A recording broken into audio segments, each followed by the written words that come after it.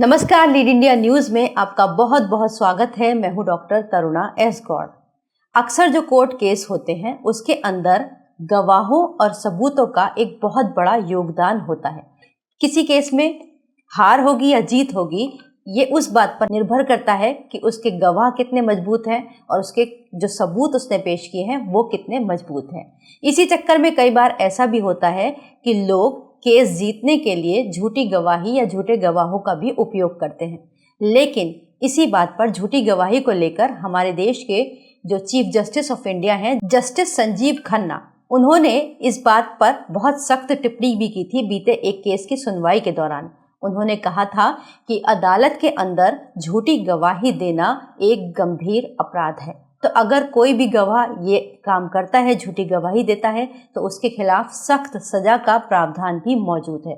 अगर कोई ऐसा करता पाया गया तो उसके लिए कम से कम 1 साल से लेकर 3 साल तक की सजा या फिर अधिकतम 8 साल तक की सजा का प्रोविजन है और 10,000 तक का जुर्माना उस पर लगाया जा सकता है। झूठी गवाही उस केस में तो और भी गंभीर हो सकती है जिसमें आरोपी या अपराधी को कम से कम 3 साल से अधिक की सजा का प्रावधान हो। अगर ऐसे केस में झूठी गवाही दी गई है तो समझ लीजिए कि झूठा गवाह भारी मुसीबत में फंस जाएगा, क्योंकि अगर उसने ऐसे किसी केस में झूठी गवाही दी है तो उसे अधिकतम 14 साल तक की जेल हो सकती है। झूठी गवाही के केस में जमानत तक नहीं होती है, ये बहुत संगीन अपराध है। हालांकि झूठी गवाही के केस में कोर्ट ये भी देखता है कि किन परिस्थितियों में झूठी गवाही दी गई है।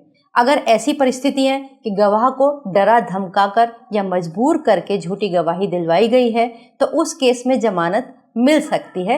लेकिन अगर ऐसा नहीं है तो फिर समझ लीजिए कि जमानत का कोई दूर दूर तक रास्ता नजर नहीं आता।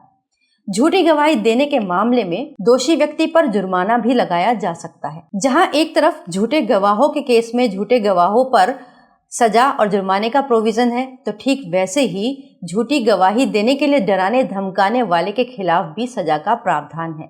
अब आइए जानते हैं कि वो कंडीशंस क्या होती हैं। झूठी गवाही के संबंध में बीएनएस की सेक्शन 229 के अंतर्गत सजा का प्रावधान है और विस्तार से बताया गया है। इसके अंदर 2 क्लॉज दिए गए हैं।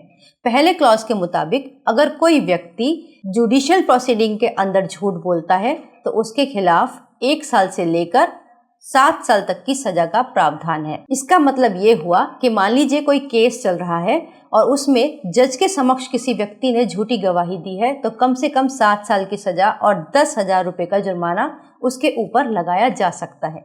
वहीं क्लॉज 2 के अंतर्गत ये बताया गया है कि कोई व्यक्ति नॉन जुडिशियल प्रोसीडिंग यानी कि कोर्ट के बाहर इस तरीके का काम करता है, जैसे कि कोई झूठी एफआईआर किसी के खिलाफ करवा देता है, तो उसके अंदर भी सजा का प्रावधान है। उसमें 1 से 3 साल तक की सजा हो सकती है।